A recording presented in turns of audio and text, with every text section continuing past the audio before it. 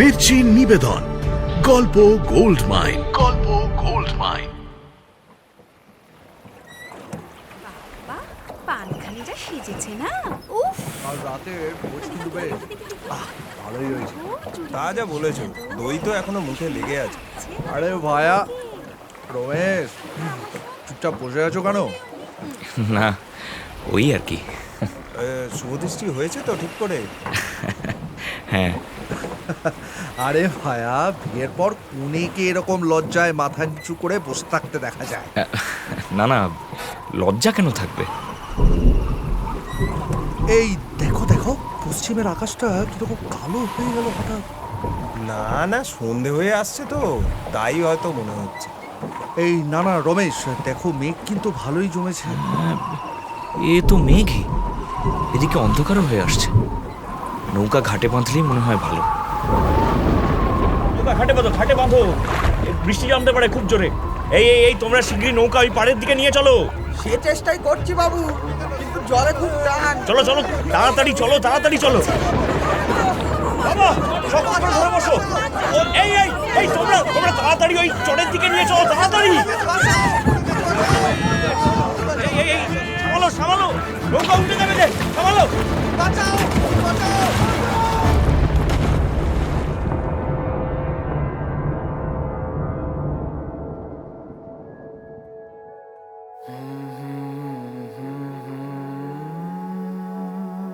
মির্চি গল্প গোল্ড মাইনে শুনছেন রবীন্দ্রনাথ ঠাকুরের উপন্যাস নৌকাডুবি। 1906 সালে বঙ্গদর্শন পত্রিকায় ধারাবাহিকভাবে প্রকাশিত হয় এই উপন্যাস। আজ শুনছেন প্রথম পর্ব।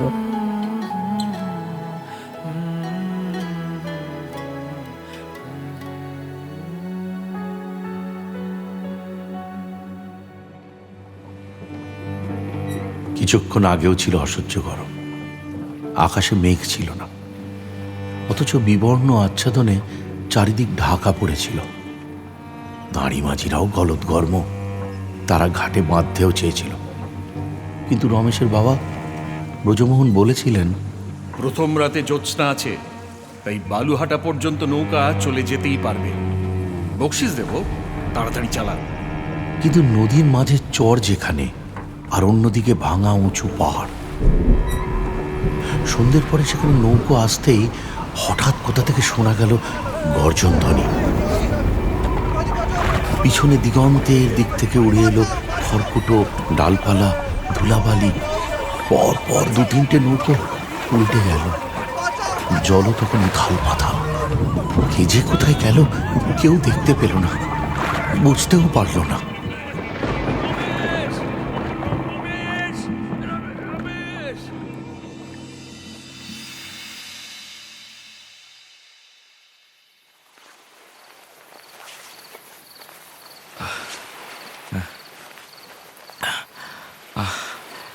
আমি আমি কোথায়? মাথায় চোট পেয়েছিলাম কোথাও, কি ব্যথা! ও, বাকিরা বাকিরা কোথায়? বাকিরা? এই যার কণ্ঠ শুনলেন, তার নাম রমেশ। কলকাতার কলুটলায় একাই থাকে। গাঁয়ের বাড়িতে বাবা আর অন্য আত্মীয় স্বজন। মেধাবী ছেলেদের যেমন হয় আর কি।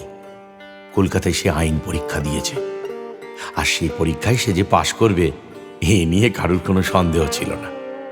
বলা হয় বিশ্ববিদ্যালয়ের সরস্বতী বরাবর তার স্বর্ণপদ্মের পাপড়ি খসিয়ে রমেশকে মেডেল দিয়ে এসেছেন। স্কলারশিপও কখনো ভাগ যায়নি, তাই সামনে উজ্জ্বল ভবিষ্যৎ, অন্তত এরকম ধারণা সকলেরই। তা কুলুটলায় রমেশ যে বাড়িতে থাকে তার পাশেই বাড়ি অন্নদাবাবুর। তিনি ব্রাহ্ম, তার বাড়িতে প্রতিদিন বিকেলে বসে চায়ের আসর। এই আড্ডায় অন্নদাবাবু ছাড়া নিয়মিত থাকে যোগেন্দ্র, অন্নদাবাবুর ছেলে, যে পড়াশুনো করেছে রমেশের সঙ্গে। তার মেয়ে হেমনলিনী, সে এবার এফএ পরীক্ষা দিচ্ছে। আর অবশ্যই রমেশ চা খেতে বা চা না খেতেও সে প্রায় যেত অন্নদাবাবুর বাড়ি। হেমনলিনী যখন ছাদে চুল শুকোতে শুকোতে পড়া মুখস্থ করত, সেই সময় তার বাসার নির্জন ছাদে রমেশ বসে পড়ত চিলেকোঠার পাশে, হাতে কোনো একটা বই। পড়াশোনার জন্য পরিবেশ অনুকূল নিঃসন্দেহে, আবার ব্যাঘাত ঘটারও কারণ ছিল যথেষ্ট। তবে এখনো পর্যন্ত বিয়ের প্রস্তাব দেওয়া হয়নি কোনো পক্ষেরই।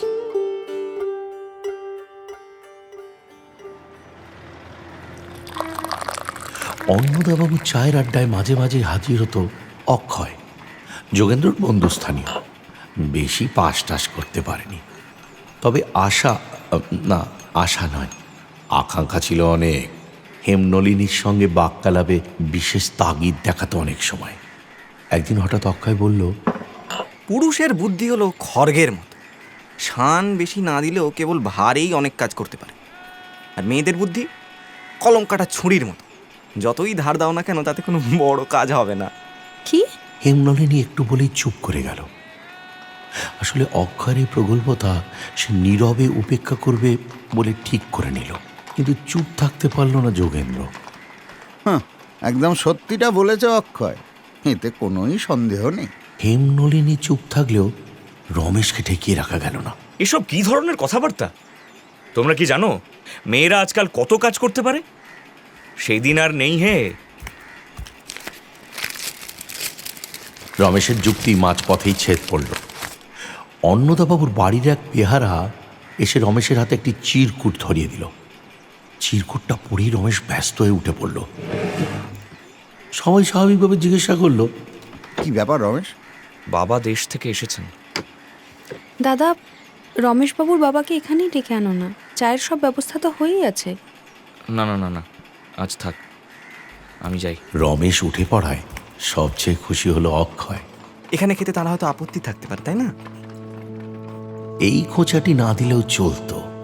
আসলে অন্নদাবাবুরা ব্রাহ্ম, তাই হিন্দু হয়ে রমেশের বাবা ব্রজমোহন সেই বাড়িতে খাবেন কি না তা নিয়ে একটা সন্দেহ উস্কে দেওয়ার জন্যে এ মন্তব্য। যদিও এ ব্যাপারে ব্রজমোহনবাবুর আপত্তি আছে কিনা তা অক্ষয়ের আদৌ জানা নেই। আসলে অক্ষয় নামক ব্যক্তিটি এই রকমই, বিশেষ করে রমেশকে খোঁচা দেওয়ার সুযোগ পেলে সে ছাড়তে চায় না। রমেশ দ্রুত ফিরল বাসায়। বাবার হঠাৎ আগমনে সে বেশ অবাক। তার চেয়েও সে বেশি অবাক হলো বাবার কথা শুনে। শোনো, কাল সকালে ট্রেনেই তোমাকে দেশে যেতে হবে, বুঝলে? বিশেষ কোনো কাজ আছে বাবা? না না, তেমন গুরুতর কিছু নয়, কিন্তু যেতে তোমাকে হবে। রমেশের মাথায় বাবাকে চিঠি লিখে তার হৃদয়ের কথা জানানোর ভাবনা এলো। কোনোভাবে যদি ট্রেন মিস হয় সে চিন্তাও এলো, কিন্তু কোনো কিছুই হলো না। পরের দিনের ভোরের গাড়ি ধরতেই হলো।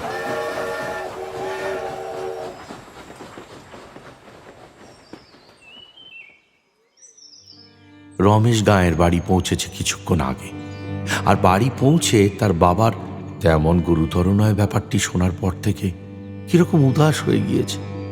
কখনো রাগ, কখনো হতাশা, কখনো দুঃখ। কোন অনুভূতি যে কখন মনে উকি দিচ্ছে বুঝতেই পারছে না। রমেশ বাড়িতে ঢুকেই জানতে পেরেছিল তার বিয়ের পাত্রী ও দিন দুটোই ঠিক করে ফেলেছেন তার বাবা। এই জন্য আপনি আমাকে দেশে নিয়ে এলেন? হ্যাঁ, এই পাত্রী আমি হাতছাড়া করতে চাই না। আমার বাল্যবন্ধু ঈশান, মনে আছে নিশ্চয়ই, ছেলেবেলায় দেখে থাকবে। ও যখন ওকালতি করত তখন আমাদের অবস্থা সেরকম ভালো ছিল না। ঈশানের সাহায্যে আমি উন্নতি লাভ করি। সেই ঈশান মারা গিয়েছিল অকালেই। সে সময় তার সঞ্চয় ছিল না সেরকম।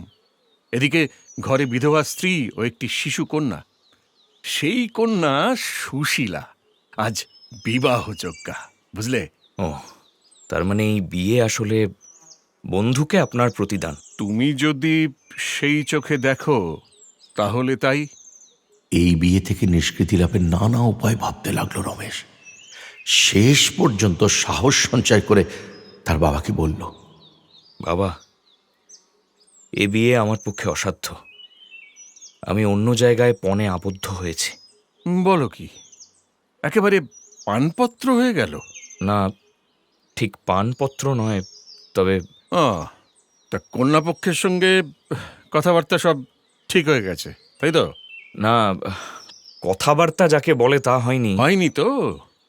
তবে এতদিন যখন চুপ করে আছো, তখন আর কটা দিন চুপ করে গেলেই হবে। আর কোনো কন্যাকে আমার পত্নী রূপে গ্রহণ করা অন্যায় হবে। না করা তোমার পক্ষে আরো বেশি অন্যায় হতে পারে। এরপরে আর কিছুই বলতে পারেনি রমেশ।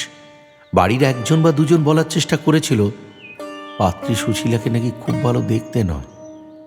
মানুষ তো ফুল বা প্রজাপতি নয়, এই যে ভালো দেখার ব্যাপারটাই সবার আগে বিচার করতে হবে। মেয়েটির মা যেমন সতীসাধ্যী, মেয়েটিও যদি তা হয়, তাহলে তার রমেশের ভালো ভাগ্য হিসেবেই দেখা উচিত। রমেশের চুপ করে যাওয়া ছাড়া আর উপায় ছিল না।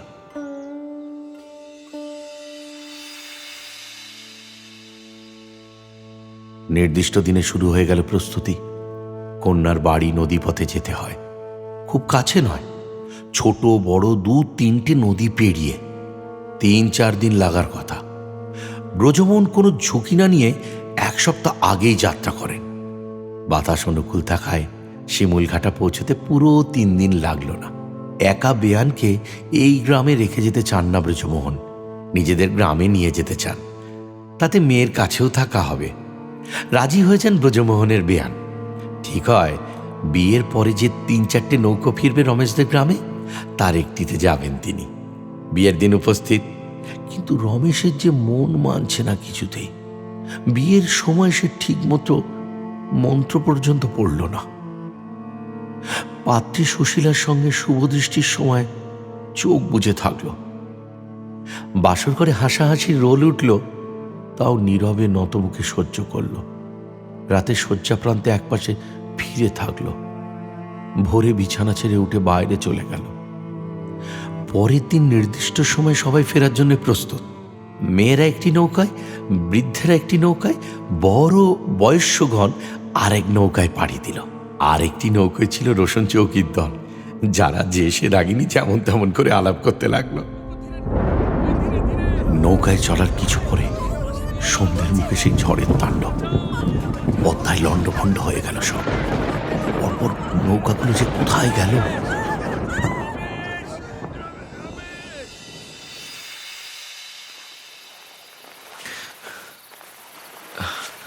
আমি কোথায়? এটা তো সেই চর। বাকি নৌকোগুলো কোথায়? বাকি লোকজনই বা কোথায়? কাউকে দেখতে না পেয়ে উঠে পড়ল রমেশ। পদ্মা নদীর মাঝে চরের উপর তখন চাঁদের আলো, কোথাও মেঘের চিহ্ন নেই। ক্লান্ত পায়ে এগোতে থাকলো রমেশ। বাবা, বাবা! চরের একদিকের প্রান্ত ধরে হাঁটতে হাঁটতে কিছু পরে অন্য প্রান্তে এসে পৌঁছল। অনেকটা হাঁটার পরে তার মনে হলো লাল কাপড়ের মতো কিছু দেখা গেল। আর একটু এগোতেই বুঝতে পারল লাল চেরি পরা নববধূ প্রাণহীনভাবে পড়ে আছে। জলমগ্ন মুমূর্ষুর শ্বাসক্রিয়া কিভাবে কৃত্রিম উপায়ে ফিরিয়ে আনতে হয় রমেশ তা জানত। অনেকক্ষণ ধরে রমেশ বালিকার বাহু দুটো একবার মাথার দিকে প্রসারিত করে পরক্ষণেই তার পেটের উপর চেপে ধরতে লাগলো। সুশীলা, বাবা, কি করি? সুশীলা, সুশীলা, চোখ খোলো সুশীলা, শুনতে পাচ্ছ? চোখ খোলো সুশীলা, ওঠো ওঠো। এভাবে কিছুক্ষণ করার পরে বধূটি শ্বাস নিতে শুরু করলো। ধীরে ধীরে চোখ মেলল। রমেশ ক্লান্ত হয়ে কিছুক্ষণ চুপ করে বসে থাকলো। কোনো প্রশ্ন করবে সেটুকু শক্তিও যেন তার মধ্যে আর নেই। বালিকা বধূটির তখনও সম্পূর্ণ জ্ঞান ফেরেনি। একবার চোখ মেলেই তার চোখের পাতা বুজে এলো, শ্বাস চলছে। এই জনহীন জলস্থলের সীমায়, জীবন মৃত্যুর মাঝখানে জ্যোৎস্নায় রমেশ বালিকার মুখের দিকে অনেকক্ষণ চেয়ে থাকল। কে বলল সুশীলাকে ভালো দেখতে নয়? এত বড় আকাশের মাঝখানে বিস্তীর্ণ জ্যোৎস্নায় কেবল এই সুন্দর কোমল মুখটি একমাত্র দেখার বস্তুর মতো গৌরবে ফুটে আছে।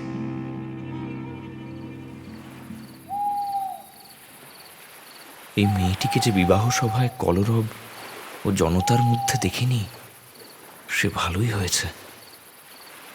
এমন করে একে আর কোথাও দেখতে পেতাম না। ওর মধ্যে নিঃশ্বাস সঞ্চার করে বিয়ের মন্ত্রপাঠের চেয়ে অনেক বেশি নিজের করে নিয়েছে। মন্ত্র পড়ে হয়তো নিশ্চিত প্রাপ্য স্বরূপ পেতাম, কিন্তু এখানে অনুকূল বিধাতার প্রসাদের মতো করে লাভ করলাম। জ্ঞান ফিরে পেয়ে বধূটি উঠে বসল, শিথিল বস্ত্র গুছিয়ে নিয়ে মাথায় ঘোমটা তুলে দিল।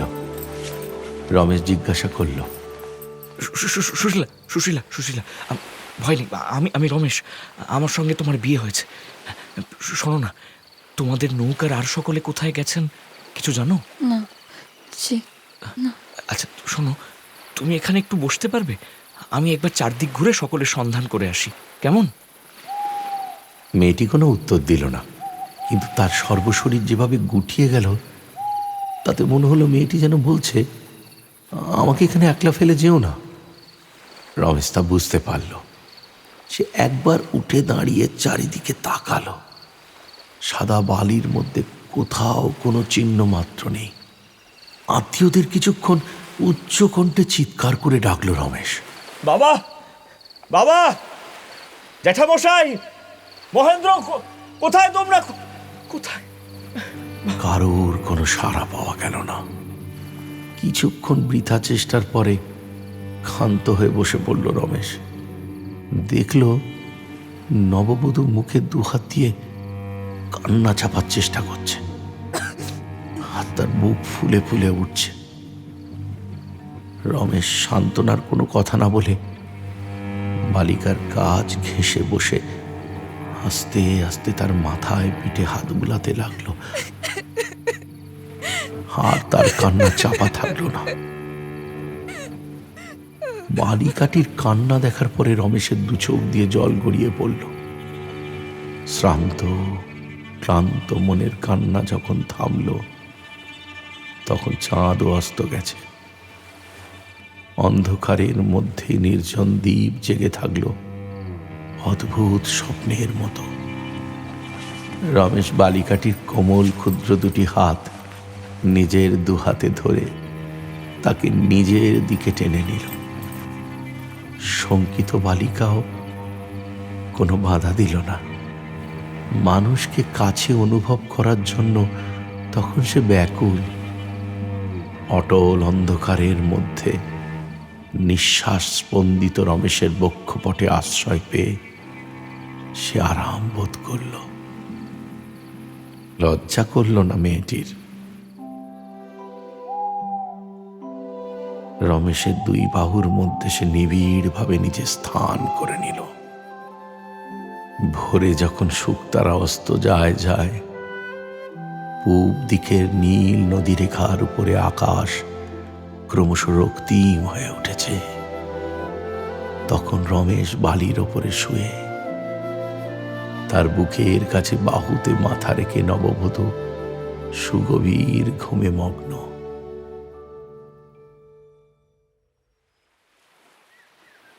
কিছু পরে যখন সকালের মৃদু রোদ দুজনের চোখের পাতা স্পর্শ করল, শশ ব্যস্ত হয়ে জেগে উঠে বসল দুজনে। কিছুক্ষণের জন্য চারিদিকে চেয়ে থাকলো তারা। তারপর মনে পড়ল তারা ঘরে নেই।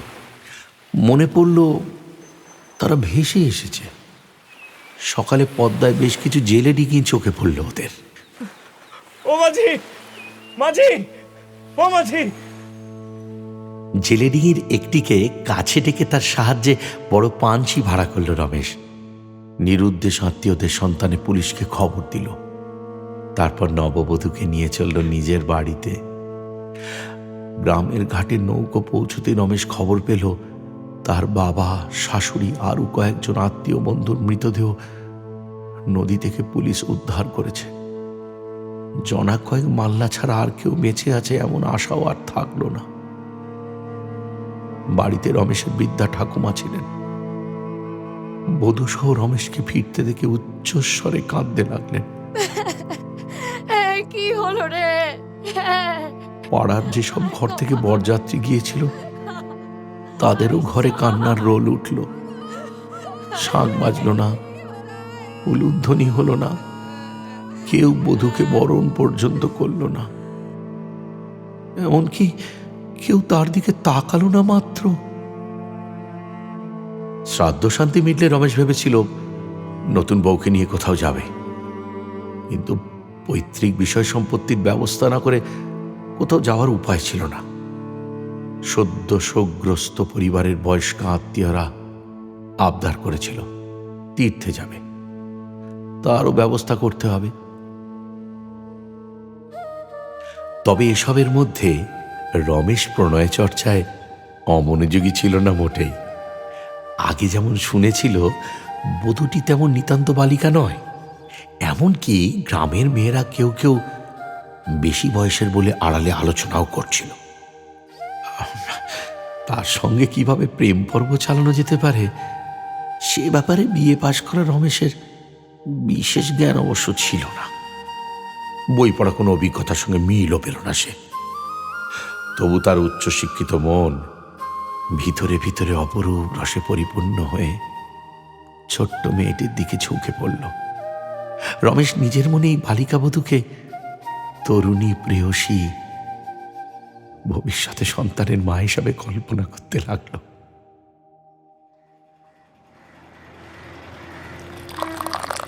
এসবের মধ্যে কলকাতার কথা যেন ভুলেই গেল সে।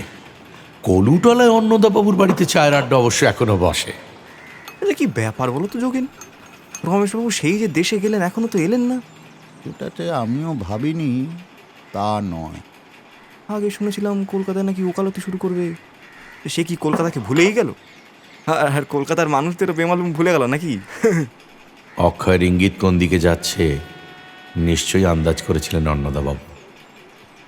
হেমনলিনীর দিকে একবার তাকিয়ে মেয়ের মুখে হালকা একটা অন্ধকারের অস্তিত্ব টের পেলেন যেন। বলে উঠলেন, নিশ্চয়ই কোনো সমস্যা হয়ে থাকবে, হয়তো একটু বড়ই সে সমস্যা। সে হতেই পারে, কিন্তু একটা চিঠি তো অন্তত লেখা যেত। এই বেশি শিক্ষিতদের ব্যাপারটাই আমি বুঝি না। ওরা বড় বেশি নিজের কথা ভাবে বলে আমার মনে হয়। এসব কথা শুনে কিরকম যেন মনে হলো হেমনলিনীর। বেশিক্ষণ বসে থাকলে মনের ভাব প্রকাশ পেয়ে যাবে, আশঙ্কা করল সে। আমার সেলাইটা অনেকটা বাকি পড়ে আছে, আজ উঠি। ও সেলাই, আচ্ছা ঠিক আছে।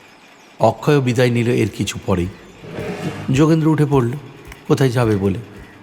অন্নদাবাবু বসে থাকলেন জানালার দিকে তাকিয়ে। ভীষণ কোনো বিপদ হয়নি তো রমেশদের, ভাবতে লাগলেন তিনি। বন্ধুস্থানীয় ব্রজমোহনের মৃত্যুর খবরও তখন তার অজানা। রমেশের বিয়ের খবর তো বটেই, কিন্তু রমেশ যে আরও বড় সমস্যার দিকে এগিয়ে চলেছে।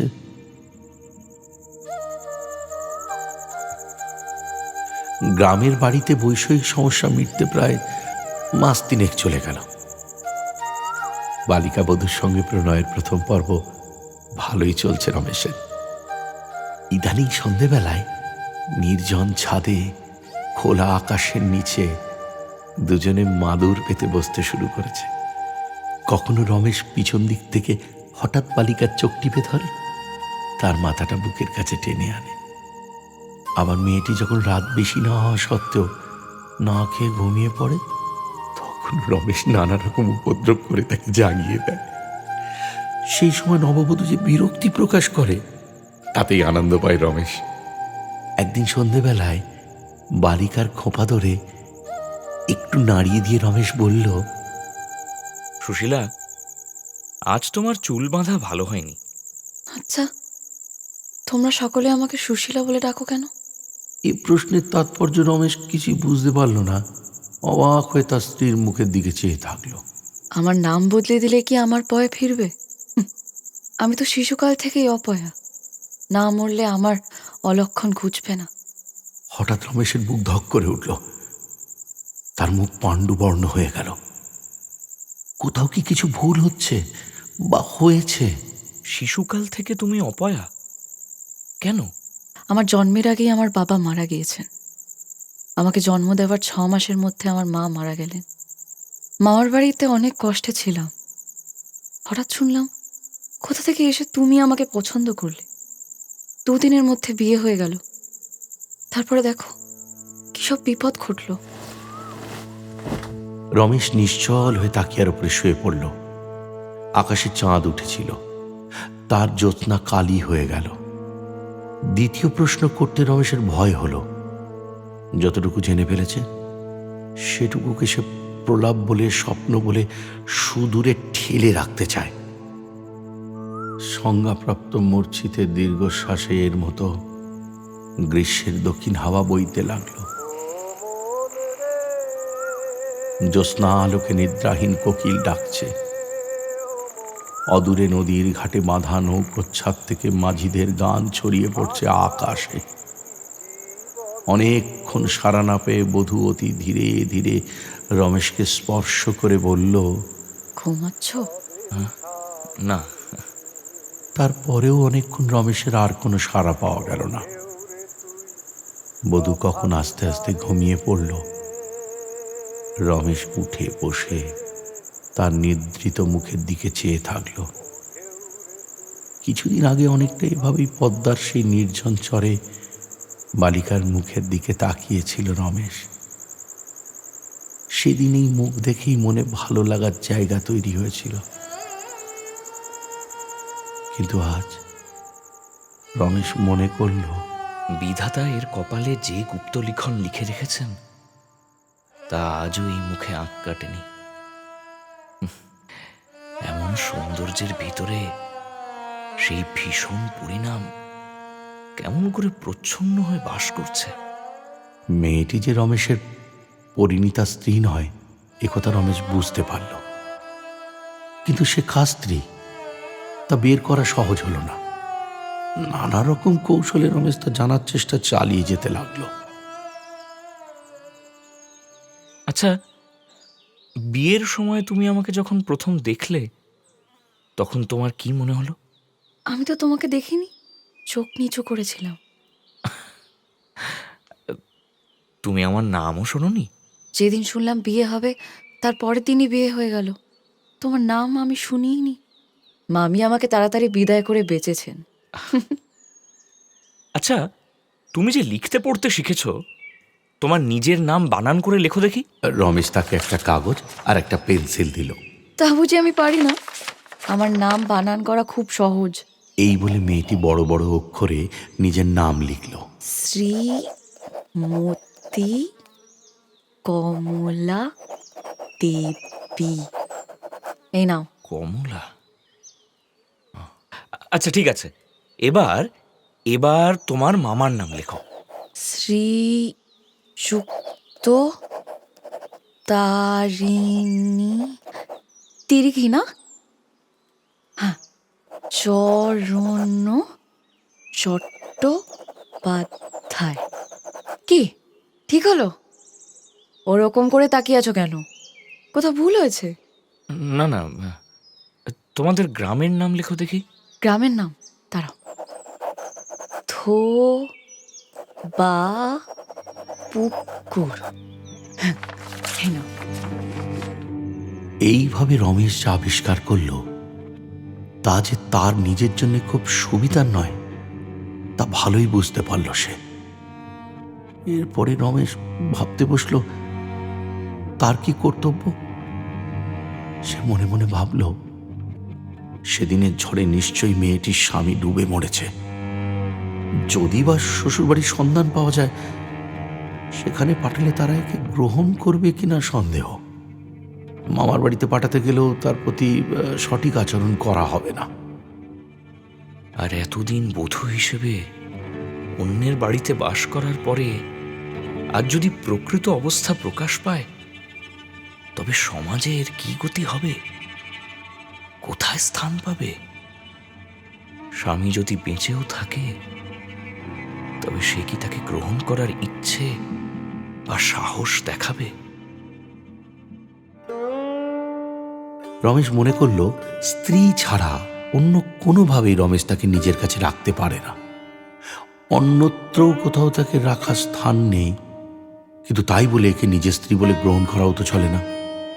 রমেশ যে মনে মনে মেয়েটিকে গৃহলক্ষ্মী রূপে কল্পনা করে ফেলেছিল তা আবার তাড়াতাড়ি মুছতে হলো।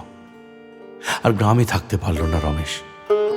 কলকাতায় লোকের ভিড়ের মধ্যে আচ্ছন্ন থেকে একটা কিছু উপায় খুঁজে পাওয়া যাবে এই কথা মনে করে রমেশ কমলাকে নিয়ে কলকাতায় এলো। তবে আগের বাসস্থান কলুটলায় নয়, সেখান থেকে দূরে নতুন বাসা ভাড়া করলো। দেখো কত লোক, আমি তো কখনো দেখিনি এত লোক একসঙ্গে। কখনো কলকাতায় আসোনি তাই না? না। আচ্ছা, এতটা ট্রেনে এসেছো, তুমি এখন একটু বিশ্রাম নাও। এই এই, এত বড় ঘোড়ার গাড়িগুলো কোথায় যাচ্ছে? আরে এগুলো তো যাচ্ছে সব মাল বয়ে নিয়ে শহরের অন্দরে। না না, তুমি দেখো, ওই দেখো, ওই লোকটা মাথায় করে কি নিয়ে যাচ্ছে গো? কিছু বিক্রি করছে না? হ্যাঁ, ওটা ওটা হলো। এই জানলাটা বেশ, কি সুন্দর দোতলায় জানলা, পুরো রাস্তাটা দেখা যায়। আমি এখানেই বসে থাকবো। হ্যাঁ, না না, বসে থাকলে কি করে হবে? স্নান খাওয়া এগুলো করছি, দাঁড়াও না একটু। না না, শোনো। বাসায় ঢুকে জানালাটা পছন্দ হয়ে গেল কমলার। সেখান থেকে জনস্রোতের অবিরাম প্রবাহ তার মনকে নতুন নতুন কৌতূহলে ব্যাপৃত করে রাখল। একজন ঝিয়েরও ব্যবস্থা করেছে রমেশ। সে সারাদিন থাকে, রাতে বাড়ি ফিরে যায়। রমেশের মাথায় অবশ্য ঢুকে পড়েছে অন্য চিন্তা। কমলাকে এখন তো এক শয্যায় আর রাখতে পারি না, কিন্তু অপরিচিত জায়গায় মেয়েটা একলাই বা কি করে রাত কাটাবে? রাতে খাওয়ার পরে ঝি চলে গেল। রমেশ কমলাকে তার বিছানা দেখিয়ে বলল, শোনো, তুমি শো, আমি এই বই পড়া হলে পরে শুয়ে পড়বো। হ্যাঁ, বই পড়বে এখন? কি যে করো না, আমি ঘুমালাম। রমেশ একটা বই খুলে পড়ার ভান করল। শ্রান্ত কমলার ঘুম আসতে দেরি হলো না। সেই রাত কাটলো এভাবেই। পরের রাত, তারপরের রাত, কোনো না কোনো ছলে কমলাকে একলা বিছানায় ঘুমোতে পাঠিয়ে দিতে থাকলো রমেশ। একদিন বেশ গরম পড়েছে। শোবার ঘরের সামনে একটুখানি খোলা ছাদ আছে, সেখানে শতরঞ্চি পেতে রমেশ শুয়ে পড়ল। নানা কথা ভাবতে ভাবতে, হাত পাখার হাওয়া খেতে খেতে ঘুমিয়ে পড়ল। রাত 2-3টে নাগাদ আধ ঘুমে রমেশ অনুভব করল সে আর একলা শুয়ে নেই। তার পাশে আস্তে আস্তে একটা হাত পাখা চলছে। রমেশ ঘুমের ঘোরে পার্শ্ববর্তিনীকে কাছে টেনে নিয়ে বিজড়িত স্বরে বলল, সুশীলা, তুমি ঘুমো, আমাকে পাখা করতে হবে না। অন্ধকার ভীরু কমলা রমেশের বাহু পাশে তার বুকের ওপর আরামে ঘুমিয়ে পড়ল। ভোরবেলা রমেশ ঘুম ভেঙে চমকে উঠল। দেখল ঘুমন্ত কমলার ডান হাত তার গলায় জড়ানো। সে দিব্যি অসংকোচে রমেশের উপরে নিজের বিশ্বস্ত অধিকার বিস্তার করেছে। ঘুমন্ত মুখের দিকে চেয়ে রমেশের 2 চোখ জলে ভরে এলো। এই সংশয়হীন কোমল বাহুপাশ সে কেমন করে বিচ্ছিন্ন করবে? দীর্ঘ নিঃশ্বাস ফেলে ধীরে ধীরে বালিকার বাহুবন্ধন শিথিল করে রমেশ বিছানা ছেড়ে উঠে পড়ল। চিন্তায় পড়ে গেল সে। রোজই কোনো ছলে সে আলাদা শোয়ার চেষ্টা করবে, কমলা পরে এসে পাশে শুয়ে পড়বে, এরকম তো চলতেই থাকবে। অনেক ভেবে চিন্তে রমেশ একটা উপায় বের করলো। ঠিক করলো বালিকা বিদ্যালয়ের বোর্ডিংয়ে কমলাকে রেখে আসবে। তাহলে এখনকার মতো অন্তত কিছুদিন সে ভাবনার হাত থেকে উদ্ধার পাওয়া যাবে। কমলা, তুমি পড়াশোনা করবে? কমলা রমেশের মুখের দিকে চেয়ে থাকলো। ভাবখানা এমন যেন তুমি কি চাও। রমেশ লেখাপড়ার উপকারিতা ও শেখার আনন্দ নিয়ে বেশ কিছু কথা বলতে লাগলো। পড়াশোনা করলে জানো তো, তুমি সব কিছু জানতে পারবে, বুঝতে পারবে। এই যেমন ধরো, দিন কেন হয়, রাতেরই বা কি দরকার, আবার বাজারে কেনাকাটার হিসেব নিকেশ, এই সব। আমাকে পড়াশোনা শেখাও তাহলে। তাহলে তোমাকে স্কুলে যেতে হবে। স্কুলে? এত বড় মেয়ে হয়ে আমি স্কুলে যাব? তোমার চেয়েও অনেক বড় মেয়ে স্কুলে যায়। তোর কি যে বলো না। কমলা এরপরে আর কিছু বলল না। গাড়ি করে একদিন রমেশের সঙ্গে স্কুলে গেল। প্রকাণ্ড বাড়ি, আর সেখানে কমলা দেখল তার চেয়ে অনেক বড় ছোট কত যে মেয়ে। বিদ্যালয়ের কর্ত্রীর হাতে কমলাকে সমর্পণ করে রমেশ যখন চলে যাচ্ছে, ধন্যবাদ, আমি যোগাযোগ রাখবো এরপর। কমলাও তার সঙ্গে সঙ্গে আসতে লাগলো। এই কোথায় যাচ্ছ? এ কি, কোথায় আসছো? তোমাকে তো এখানে থাকতে হবে। তুমি এখানে থাকবে না? আমি তো এখানে থাকতে পারি না। রমেশের হাত চেপে ধরলো কমলা। তবে আমি এখানে থাকতে পারবো না, আমাকে নিয়ে চলো। না না না না, ছি কমলা, এরকম আহা এরকম ছেলে মানুষ করে ছেড়ে যাও না, তোমাকে আমি তো এখানে সব কথা শুনবো। আমি পড়াশোনা শিখে যাবো। তুমি ছেড়ে যাও। কমলার হাত ছাড়িয়ে কথাটা বলল রমেশ। এই ধিক্কারে কমলা স্তব্ধ হয়ে দাঁড়ালো। তার মুখখানি একেবারে ছোট হয়ে গেল। রমেশ ব্যথিত মনেই তাড়াতাড়ি চলে গেল। কিন্তু বালিকার সেই স্তম্ভিত, অসহায়, ভীত মুখশ্রী তার মনে থেকে গেল।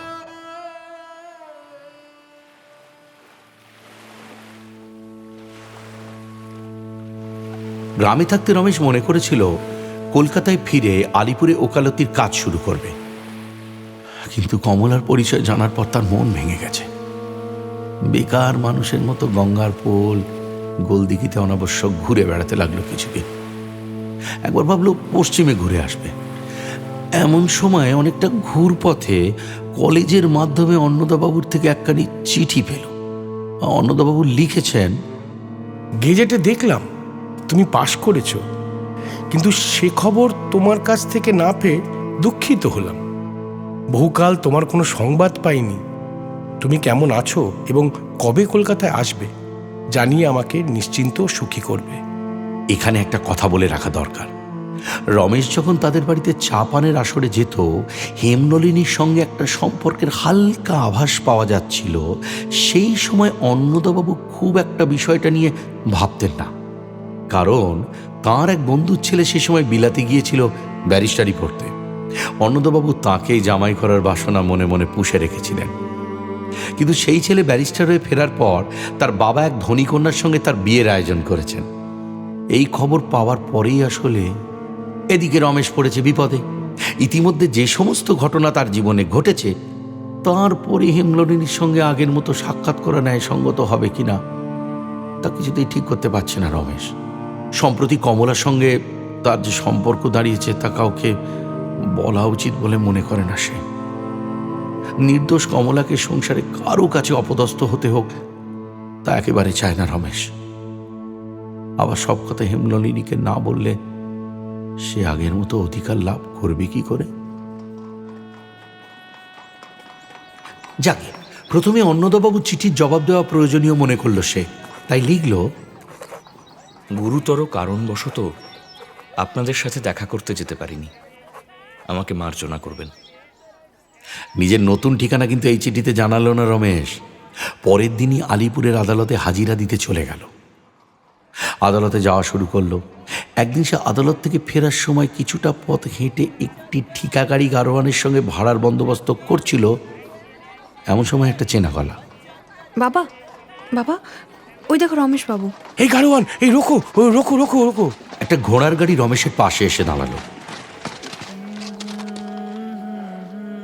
গাড়িতে হেমনলিনীর সেই স্নিগ্ধ মুখ, তার বিশেষ ধরনের শাড়ি পরা, চুল বাঁধার পরিচিত ভঙ্গি, তার হাতের প্লেন বালা এবং তারা কাটা 2 গাছি করে সোনার চুড়ি দেখা মাত্র রমেশের বুকের মধ্যে একটা যেন ঢেউ কণ্ঠ অব্দি উচ্ছ্বসিত হলো।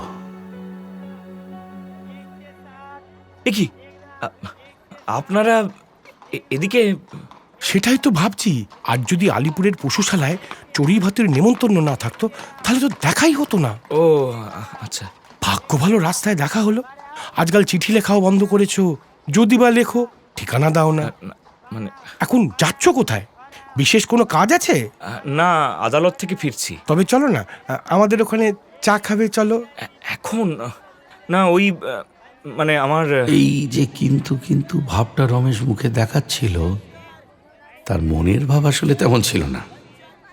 তার হৃদয় ততক্ষণে ভরে উঠেছে, আর দ্বিধা নেই, যাব কি যাব না।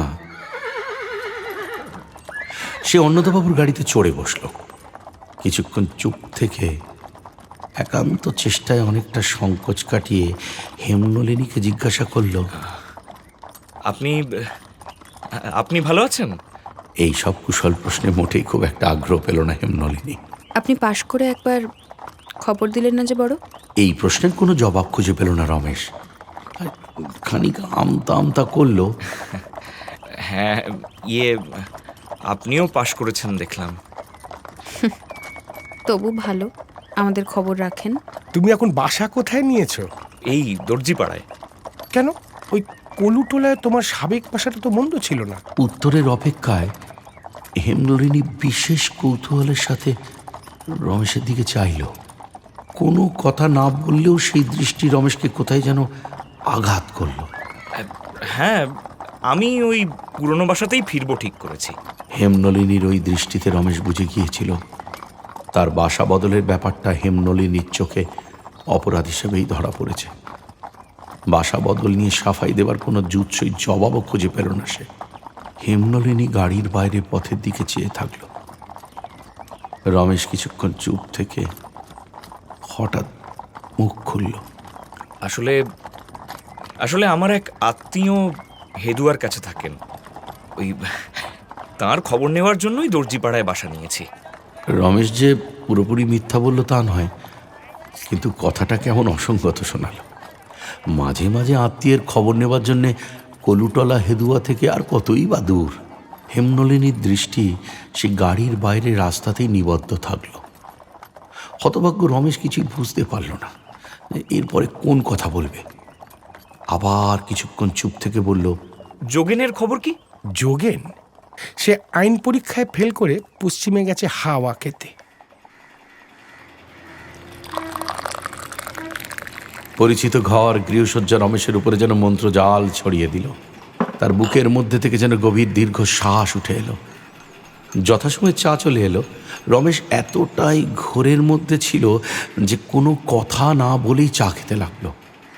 আচ্ছা রমেশ, এইবার তো তুমি অনেক দিন বাড়িতে ছিলে, কাজ ছিল বুঝি? হ্যাঁ, আসলে বাবার মৃত্যু হয়েছে। হ্যাঁ, বলো কি? সে কি কথা? কেমন করে হলো? তিনি পদ্মায় নৌকা করে বাড়ি আসছিলেন, হঠাৎ ঝড়ে নৌকা ডুবে তার মৃত্যু হয়। মানুষের মন যে কতই জটিল, তার অলিতে গলিতে না ঢুকলে বোধহয় সূক্ষ্মভাবে তার কাজকর্ম বোঝা সম্ভব হয় না। এতক্ষণ যে চাপা একটা গ্লানি রমেশ ও হেমনলিনীর মধ্যে ছিল, এই শোকের সংবাদে তা মুহূর্তের মধ্যে কেটে গেল। ঠিক যেমন প্রবল হাওয়ায় হঠাৎ ঘন মেঘ কেটে আকাশ পরিষ্কার হয়ে যায়, তেমন হেমনলিনী মনে মনে ভাবল, রমেশবাবুকে ভুল বুঝেছিলাম। তিনি পিতৃবিয়োগের শোকে উদ্ভ্রান্ত হয়েছিলেন, এখন হয়তো তাই নিয়েই আনমনা হয়ে আছেন। ওর সাংসারিক কি সংকট ঘটেছে, তার মনের মধ্যে কি ভার চেপে আছে, কিছু না জেনেই তাকে দোষী করেছিলাম। পিতৃহীন মানুষটার প্রতি যেন আরো যত্নশীল হয়ে পড়ল হেমনলিনী। রমেশের খাওয়ায় বিশেষ রুচি নেই দেখে হেমনলিনী এক প্রকার জোর করেই তাকে খাওয়ান।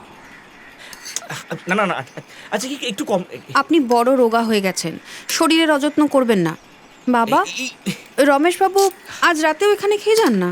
বেশ তো, তা তো ভালোই হবে। হঠাৎই সেই আসরে এসে পড়ল অক্ষয়। যতদিন রমেশ ছিল না ততদিন পর্যন্ত অন্নদাবাবুর চায়ের টেবিলে বেশ একাধিপত্য ছিল অক্ষয়ের। আজ ঘরে ঢুকে রমেশকে দেখেই থমকে গেল। আরে এ কি, এই যে রমেশ বাবু, আমি ভেবেছিলাম আমাদের একেবারেই ভুলে গেলেন বুঝি। রমেশে কোনো উত্তর না দিয়ে একটু আসলো। আপনার বাবা আপনাকে যেরকম তাড়াতাড়ি গ্রেপ্তার করে নিয়ে গেলেন, আমি ভাবলাম তিনি এবার আপনার বিয়ে না দিয়ে কিছুতেই ছাড়বেন না। ভাড়া কাটিয়ে এসেছেন তো? রমেশের উদ্দেশ্যে বলা হলেও অক্ষয়কে বিদ্ধ করল হেমনলিনীর তীব্র বিরক্তি ভরা দৃষ্টি। অক্ষয়, রমেশের পিতৃবিয়োগ হয়েছে। রমেশ মাথা নিচু করে বসে থাকলো। তাকে বেদনার উপর ব্যথা দিল বলে হেমনলিনী মনে মনে বেশ রেগে গেল অক্ষয়ের প্রতি। রমেশবাবু, আপনাকে আমাদের নতুন অ্যালবামটা দেখানো হয়নি, আমি যাই নিয়ে আসি। অন্নদাবাবুর বৈঠকখানায় যে টেবিলে রমেশ বসেছিল অ্যালবামটা এনে হেমনলিনী রাখলো সেই টেবিলের এক প্রান্তে। প্রথমে ছবি নিয়ে দু একটা কথা বললেও ধীরে ধীরে বিষয় বদলে গেল আপনা থেকে। রমেশবাবু, আপনি বোধহয় নতুন বাসায় একলা থাকেন? হ্যাঁ হ্যাঁ, আমাদের পাশের বাড়িতে আসতে আপনি দেরি করবেন না যেন। না, আমি সোমবারে নিশ্চয়ই আসবো। ভাবছি আমাদের বিএ ফিলোসফিটা আপনার কাছে মাঝে মাঝে বুঝে নেব। ও আচ্ছা। হেমনলিনীর এই শেষ কথাটায় বিশেষ উৎসাহ পেল রমেশ। কলুটলায় অন্নদাবাবুর পাশের বাড়িতে ফিরে আসতে দেরি করল না। হেমনলিনীর সঙ্গে রমেশের যতটুকু দূরত্ব ছিল তা আর রইল না। রমেশ যেন একেবারে ঘরের লোক। যাওয়া আসা হাসি কৌতুক দারুণ জমে উঠল। অনেকদিন ধরে পরীক্ষার জন্য পড়া মুখস্থ করে হেমনলিনীর চেহারা এক প্রকার ক্ষণ ভঙ্গুর গোছের অল্প কয়েকদিনের মধ্যেই আশ্চর্য পরিবর্তন আসতে শুরু করল। পাংশুবর্ণের গালে লাবণ্যের মসৃণতা দেখা দিল। তার চোখ এখন কথায় কথায় নেচে ওঠে। কর্তব্যবোধের দ্বারা আক্রান্ত হয়ে রমেশও কম গম্ভীর ছিল না, সেও অনেকটা হালকা হয়ে গেছে। দেহ মনে এখন একটা চলৎ শক্তির আবির্ভাব হয়েছে। প্রণয়ীদের জন্য কাব্যে যে সকল আয়োজনের ব্যবস্থা আছে কলকাতা শহরে তা মেলে না। কোথায় প্রফুল্ল অশোক বকুলের বীথিকা, কোথায় বিকশিত মাধবীর প্রচ্ছন্ন লতা বিতান, কোথায় কোকিলের কুহু কাকলি। তবু শুষ্ক কঠিন সৌন্দর্যহীন আধুনিক নগরে ভালোবাসার জাদুবিদ্যা প্রতিহত হয়ে ফিরে যায় না। অন্নদাবাবুর চা রস চিহ্নিত মলিন ক্ষুদ্র টেবিলটি পদ্ম সরোবর নয় বলে রমেশ কিছুমাত্র অভাব অনুভব করেনি। হেমনলিনীর পোষা বিড়ালটি কৃষ্ণ ষাঁড় মৃগ শাবক না হলেও রমেশ পরিপূর্ণ স্নেহে তার গলা চুলকিয়ে দিত। হেমনলিনী পরীক্ষায় পাশ করার ব্যগ্রতায় সেলাই শিক্ষায় বিশেষ পটুত্ব লাভ করতে পারেনি। কিছুদিন থেকে এক সেলাই পটু সখীর কাছে একাগ্র মনে সে সেলাই শিখতে শুরু করেছে। এদিকে সেলাই ব্যাপারটাকে রমেশ অত্যন্ত অনাবশ্যক ও তুচ্ছ বলে জ্ঞান করে। সাহিত্যে দর্শনে হেমনলিনীর সঙ্গে তার দেনা পাওনা চলে, কিন্তু সেলাই ব্যাপারে রমেশকে দূরে পড়ে থাকতে হয়। এজন্য সে প্রায় অধীর হয়ে বলতো, আজকাল সেলাইয়ের কাজ কেন আপনার এত ভালো লাগে? যাদের সময় কাটানোর আর কোনো সদুপায় নেই তাদের পক্ষেই এটা ভালো। সেই সময় অন্নদাবাবুর বাড়ির চায়ের আড্ডায় হাজির ছিল অক্ষয়। সে চুপ করে বসে থাকতে পারল না। যে সকল কাজ সংসারের কোনো প্রয়োজনে লাগে রমেশবাবুর বিধান মতে সে সমস্ত তুচ্ছ। মশাই যত বড়ই তত্ত্বজ্ঞানী এবং কবি হন না কেন, তুচ্ছকে বাদ দিয়ে একদিনও চলে না, তাই না? রমেশ উত্তেজিত হয়ে তর্ক করার জন্য কোমর বাঁধতে বসেছিল, কিন্তু হেমনলিনী মাঝখানে এসে পড়ল। রমেশবাবু, আপনি সকল কথারই উত্তর দেওয়ার জন্য এত ব্যস্ত হন কেন? এতে সংসারের অনাবশ্যক কথা যে কত বেড়ে যায় তার ঠিক নেই। কথাটা বলেই হেমনলিনী মাথা নিচু করে ঘর গুনে সেলাই করতে লাগল। মনোযোগ দিয়ে কাজ করার ফাঁকেও হেমনলিনী যে রমেশকে বাস্তব জ্ঞান বিতরণ করল তা ভালো মনেই নিল রমেশ, একটু বেশি ভালো মনেই হয়তো।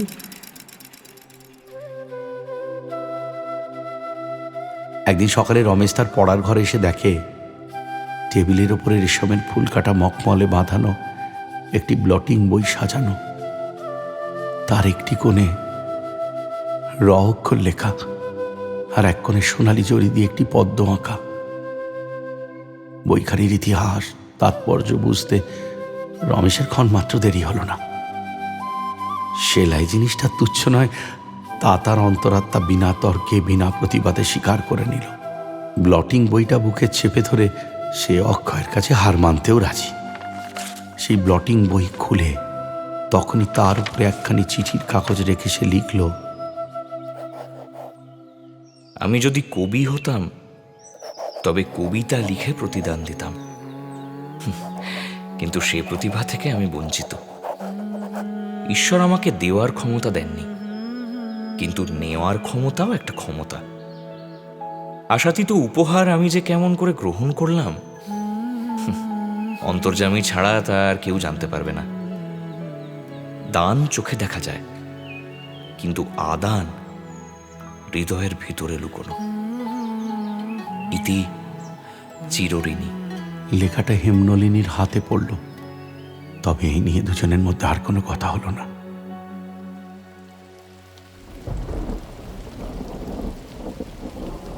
দেখতে দেখতে বর্ষাকাল এসে পড়ল। বোর্ডিং স্কুলে কমলার পঠন পাঠন চলতে থাকলো, আর রমেশ কলুটলার বাড়িতে প্রতিবেশী কন্যার প্রেমে হাবুডুবু খেতে লাগলো। এমনিতে বর্ষা ঋতুটা মোটের উপরে শহুর মনুষ্য সমাজের পক্ষে তেমন সুখকর নয়। বর্ষা আসলে অরণ্য প্রকৃতিরই বিশেষ উপযোগী।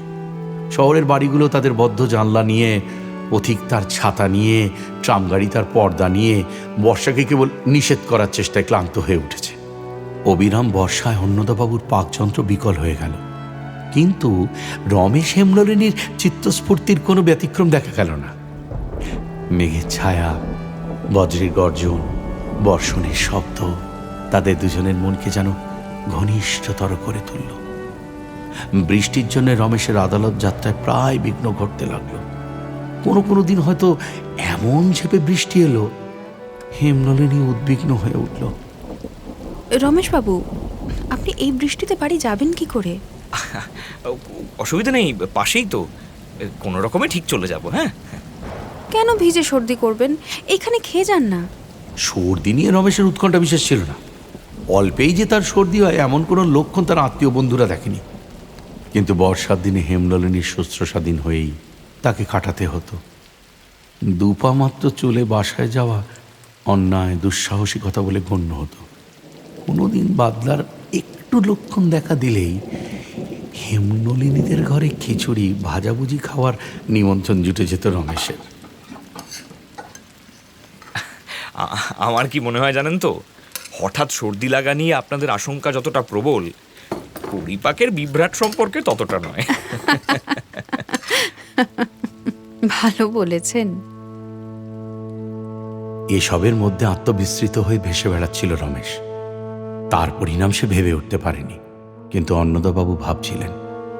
সমাজে আরও 5 জন আলোচনা করছিল, রমেশের পাণ্ডিত্য যতটা, কাণ্ডজ্ঞান ততটা নেই। তার উপর বর্তমান মুগ্ধ অবস্থায় তার সাংসারিক বুদ্ধি আরও অস্পষ্ট। প্রতিদিনই রমেশের মুখের দিকে চান অন্নদাবাবু, ভাবেন এবার হয়তো কিছু বলবে রমেশ, কিন্তু কোনো জবাবই পান না। কখনো সেলাই, কখনো গান, কখনো অন্য কিছু, নানা বিষয় আসে জীবনে। হেমনলিনী ও রমেশের কথাবার্তা ক্রমশ আরও বেড়ে চলে। যেমন এবার এলো বেড়ানোর প্রসঙ্গ। পুজোর ছুটির আর বেশি বাকি নেই। প্রায় প্রতি বছর পুজোর টিকিট বের হলে হেমনলিনীকে নিয়ে অন্নদাবাবু জব্বলপুরে তার ভগ্নিপতির কর্মস্থানে বেড়াতে যেতেন। পরিপাক শক্তির উন্নতি সাধনের জন্যই এই চেষ্টা। এবার ভাদ্র মাসের মাঝামাঝি হতেই সেই যাত্রার কথা মাথা ছাড়া দিল। রমেশবাবুর কিছুদিন বায়ু পরিবর্তন দরকার, না বাবা? হেম ঠিকই বলেছে, অন্তত কিছুদিনের জন্য কোথাও বেরিয়ে আসা ভালো। তবে বুঝেছ রমেশ, পশ্চিমী বলো আর যে দেশি বলো, আমি দেখেছি ওই শুধু কিছুদিনের জন্য একটু ফল পাওয়া যায়। প্রথম দিন কতক খিদে বেশ বাড়ে, খুব খাওয়া যায়, তারপর যে কে সেই পেট ভার, বুক জ্বালা। আচ্ছা রমেশবাবু, আপনি নর্মদা ঝর্ণা দেখেছেন? না, দেখিনি। এ আপনার দেখা উচিত, না বাবা? তা বেশ তো রমেশ, আমাদের সঙ্গেই আসুন না কেন? হাওয়া বদলও হবে, ওই মার্বেল পাহাড়ও দেখা হবে। একদিকে যখন রমেশের হাসি খুশি দিন গুজরান, অন্যদিকে তখন বিরহকাতর একটি মানুষ প্রিয়জনের অপেক্ষায়। বোর্ডিং স্কুলে নিজের ঘরের জানলায় গড়া হাত ধরে দাঁড়িয়ে কমলা। আর কতদিন এভাবে থাকতে হবে? কেন আমাকে রেখে চলে গেলে? তুমি কি জানো আজকের মতো কত রাত আমার এই জানলায় দাঁড়িয়ে কেটে যায়? তোমার সঙ্গে থাকবো, একটাই আমার ইচ্ছে ছিল। কিন্তু এ কেমন শিক্ষা, যার জন্য তোমাকে ছেড়ে থাকতে হয়? দরকার নেই আমার এই শিক্ষা, তুমি নিয়ে যাও আমাকে। আমি আর থাকতে চাই না এখানে, আমি আর পারছি না, আর পারছি না। নিয়ে যাও, নিয়ে যাও আমাকে, নিয়ে যাও।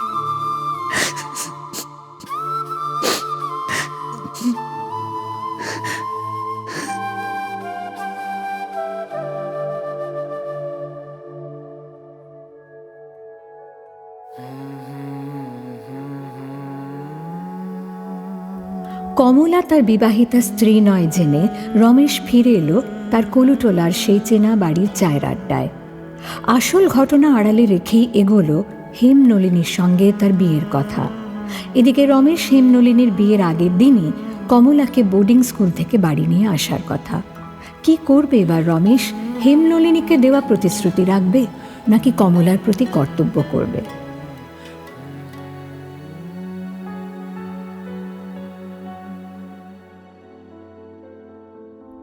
শুনছিলেন রবীন্দ্রনাথ ঠাকুরের নৌকাডুবি প্রথম পর্ব।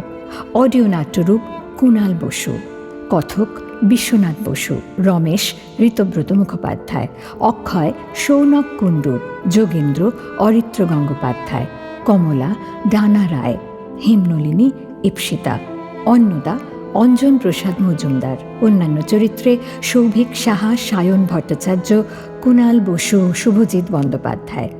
শব্দগ্রহণ শুভজিৎ বন্দ্যোপাধ্যায়, ওম স্টুডিও। আবহ সঙ্গীত, মিক্সিং ও মাস্টারিং সৌম্য ও শুভ, ক্রসটেক। প্রচার অলঙ্করণ রৌনক পাত্র। কার্যনির্বাহী প্রযোজনা কুণাল বসু। সহকারী পরিচালনা কুণাল বসু ও সৌভিক সাহা। পরিচালনায় অনির্বাণ ভট্টাচার্য। প্রযোজনায় মজদুর ইউনিয়ন।